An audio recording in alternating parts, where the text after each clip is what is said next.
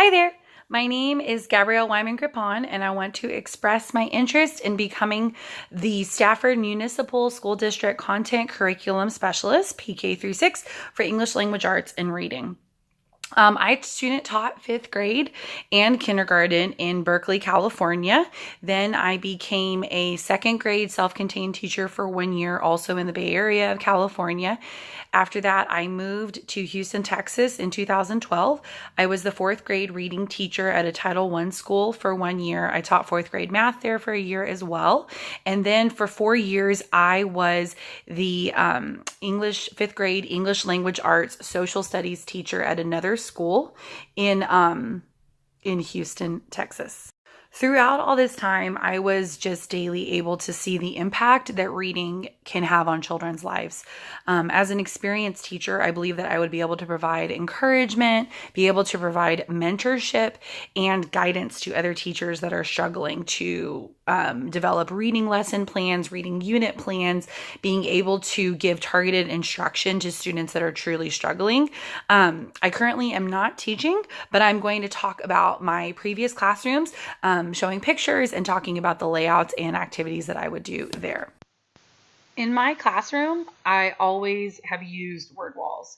When I taught fifth grade, our word wall was made of Wordly Wise words, our vocabulary program, as well as content words for English language arts, our books we found while we were reading, and even social studies. In teaching younger grades, I would post sight words as these words were reviewed in class. I believe that word walls are extremely necessary for children as they are learning to integrate their reading and writing skills. Currently, I also work with kindergartners, and we are implementing a word wall just because their writing, they struggle a lot with remembering how to spell simple words like the, and even other people's names as well as they are trying to write stories and just build on their sentences. As far as anchor charts go, to be truly honest, I had not used anchor charts very much until I began teaching fourth grade. I've used anchor charts now to help students understand plot diagram, types of characters, context clues, the different connections we can make to books, and even parts of speech with younger kids. They can also include, obviously, other subject as well. I just feel that anchor charts should be created along with the students as much as possible.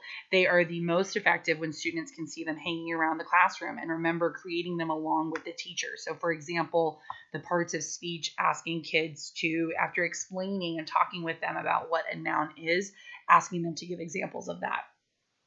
Classroom libraries made such a difference in my life that I always made sure that my classroom libraries as a teacher, that they were full, that they were organized, and that they were diverse.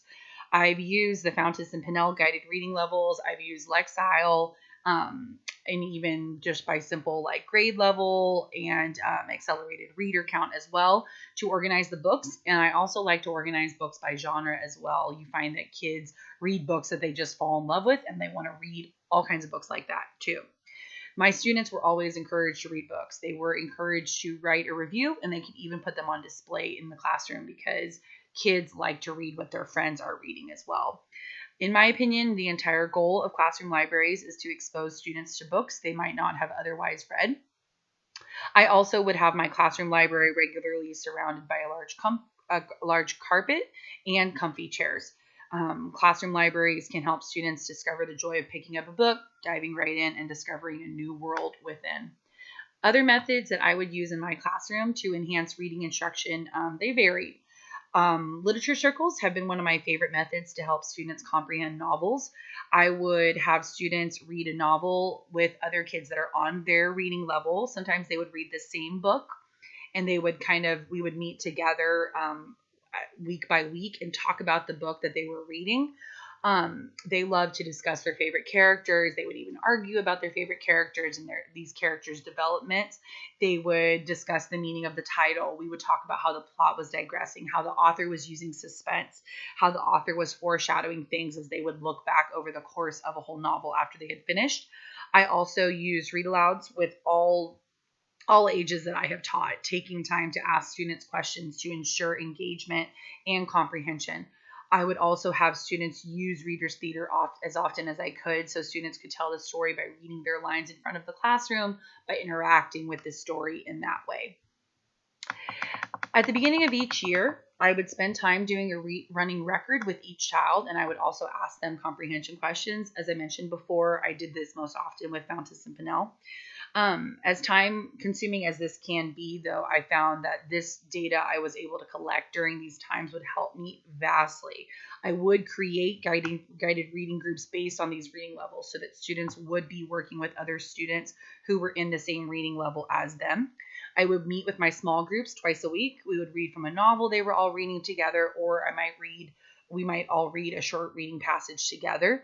I would ask students questions to answer either verbally, or I would have them write them down in complete sentences on a piece of paper.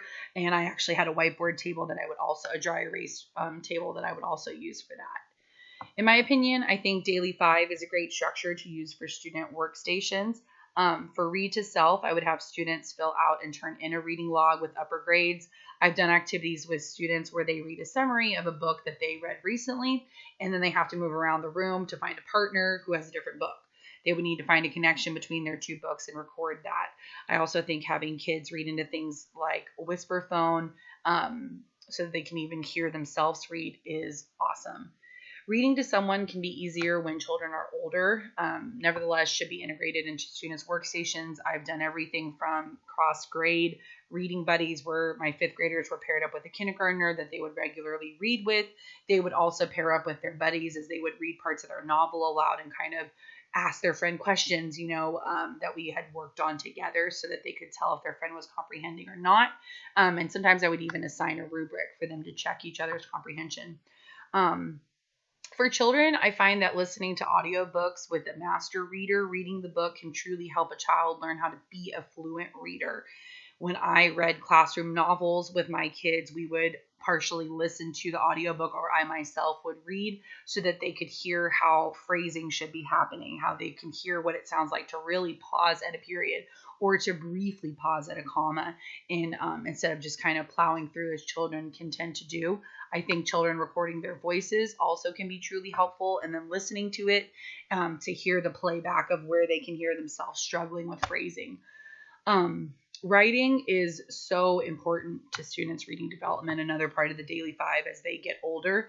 I would have students respond to story prompts and write a story and then kind of dissect that and grade that with a rubric. I would also do mini lessons on how to do things like writing with your favorite author, when they were younger. It's things like, what's the difference between a space between letters and the space between words? I would call those like there should be a spaghetti size space between letters and a meatball size between words. With older kids, and even starting at first, second grade, we would do research projects. They would have them choose a topic with some teacher guidance, and then they would be creating a presentation. These kinds of things with the connection to writing, I feel, are particularly important because that's connecting kids to the real life importance of reading writing. It's not just this isolated thing that they're only going to do in reading class. Lastly, word work is needed for students to work on their spelling and vocabulary skills. Vocabulary words are going to help students comprehend higher level reading books as they kind of put those into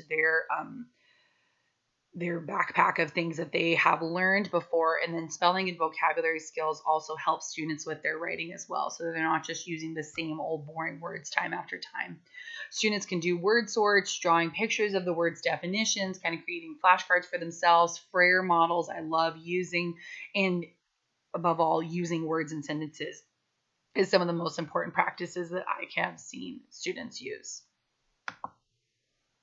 Thank you so much for your time. I truly hope to hear from you in regards to this position. I know that my personality, ability to provide guidance and staff development and instructional coaching will be an excellent asset to your district. Thank you.